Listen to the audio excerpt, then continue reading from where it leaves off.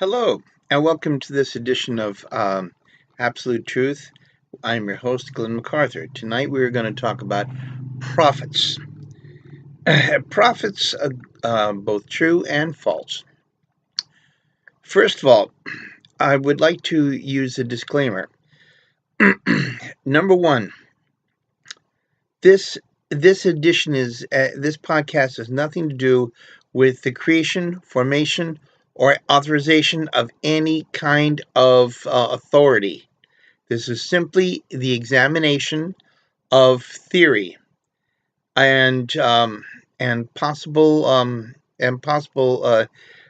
reasons behind prophecies and prophets that don't make sense. First of all, let's go to history. The fact of the matter was that 50 centuries ago, God was in a different state than he is today. He was sent down, and he came down to create man. And at that point, he noticed that he liked walking and talking with us. So he created Abraham. He created Ezekiel. He created Noah. He created Enoch, and he created Moses. Now, these were the true prophets. They walked with God, and they were taken. In those days, a prophet would have about 700 years maximum in a life cycle. But according to the book of the Sumerian text, the book of Dizan, the book of Sadath, the book of Enoch, they all stated that mankind walked with God. So God must have been corporeal. What does that mean? Do you see me? I'm corporeal. It means I am real to everyone. I can talk in the real world. I am not in the spirit world. Okay? So being that way, I'm able to transcend and talk to you through this medium. It was the same for God. Hence, we have God the Father. God created man, and he gave us consciousness, and he moved us to a higher level so that we may serve him and we may serve his purpose. What? We have no clue, but we can guess at that. We can make assumptions about it. But the fact of the matter was that at a certain point, namely the Great Flood, God had a reason for the flood. More than likely, it was the Battle of Tiamat. When God saw that he needed to create a hybrid, a son of, he went ahead and he created Marduk. Marduk was a warrior who would go out and he would kill Tiamat. If you don't know what Tiamat is, take a look at the movie Dune.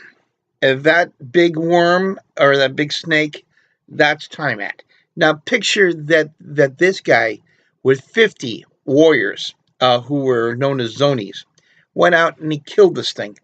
He then went ahead and he brought safety to all mankind. It was around the same time that there was a major conflagration on Mars. Obviously, they had an outpost up there, and he wanted to go back and check it out. He put Lucifer in charge to watch the human beings. This was the time of Genesis. This was the time of original sin. This was the time of the Nephilim. This was all that. And so when God got back, he was mad. He condemned all the fallen angels, all the watchers, to be interred in the ground, in a hell, basically where he put Tiamat.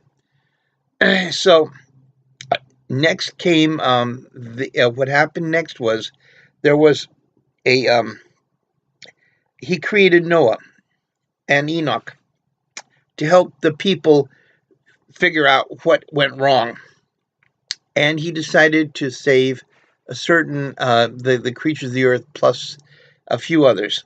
But just got back from Ireland. Let me tell you something. The first queen of Ireland was Sisera, the granddaughter of Noah. Okay, so there you go.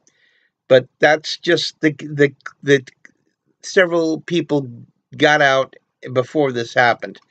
Anyway, to make a long story short, what basically happened was uh, God knew he was at a crossroads. He was reaching the point of enlightenment where he must shed off his corporeal existence and he must take on the divine. He must go through the veil of to the other side, what we call divinity. So what basically happened was uh, the last one to see him was Moses. And he promised the people that they would be saved. And so he went ahead and gave orders to save these people. But you have to understand that God, at this point, was dangerous. It's like your friend just jumped into a nuclear reactor, and he's asking to come visit him. You know what I mean? You remember Star Trek when Captain Kirk dies, the whole bit? Yeah, that kind of thing. Well, the divine light that's given off caused Moses to age 10, 15 years just from 30 minutes of just from 3 hours of exposure. In the end, God told Moses he would never be able to cross the River Jordan because he was killing him, and he knew it. But he needed to make sure that he had him create a the Ark of the Covenant. The Ark of the Covenant is not a box to talk to God. No, it is a box where God can look into what's going on the earth. Much similar to this computer that I'm using now. So we got that wrong. And we got the reasons why Moses couldn't cross the River Jordan wrong. And now we come to the point now where God can no longer walk with man, but now he is enlightened and he's on the other side, and he judges people that are coming through the veil of existence. You might call it the Great Elysian Fields, you may call it purgatory, you may call it whatever you like. It's just that way. I've seen this happen when Mom and my dad died. They saw people and they saw places that they wanted to go visit. So obviously, I said, and they were very happy when that happened. So basically, that's the way it works. Now, let's talk about. Now we have a whole new breed of so-called. Um, a whole new breed of so-called cults and prophets. We do know that after that came Muhammad.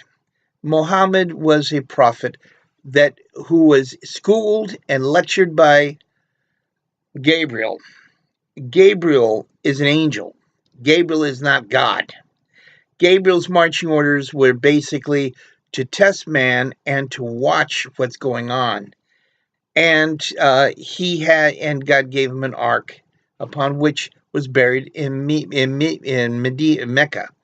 And we all saw what happened when it was accidentally dug up. 1,500 people died. Well, I'm just telling you that number one, the angels are like us. They get mad, they get upset, they get irate. But most of all, they have the same temperament as man. But God put them in charge. Hence, we have what happened over there in India with the atomic wasting of a whole city. The Nuremberg 11 around the first century during the Holy Roman Empire. Uh, Obviously, hopefully, Raphael or Michael is in charge, because I have a funny feeling that there's a lot of discourse going on. And I'm starting to feel like I'm starting to feel like the ending of Babylon 5, where the captain of the space station says, "Get the hell out of our universe." These guys are dangerous, and they don't know what they're doing, and they're causing a lot of problems. Now, what basically is, we all know about the Koresh. We all know about what happened in Tokyo. We all know what happened with Manson. We all know all these people. All they prophesized. They came up with all this stuff.